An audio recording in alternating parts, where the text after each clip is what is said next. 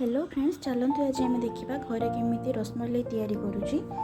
प्रथम क्षीर को लेकिन भल भाव फुटेकी राबड़ी तैयारी करी से गुजराती और केसर भी ऐड करी मैंने भल फ्लेवर आउ कलर पाई देखो ये भाया देखा क्षीर में छेना छिड़ेकी से मैदा पकईकि भलसे गोलाऊँगी।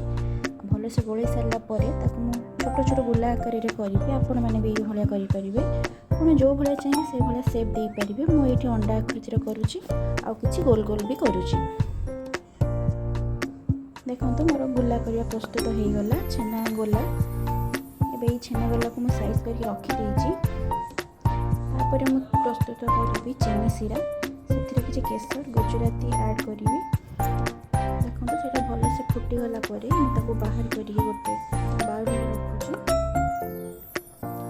बाउल रखी सारा प्रस्तुत होता राबड़ी को टे गरम करके गोला उपर टिके पकईदेवी जमी से पूरा फुल कवर हो।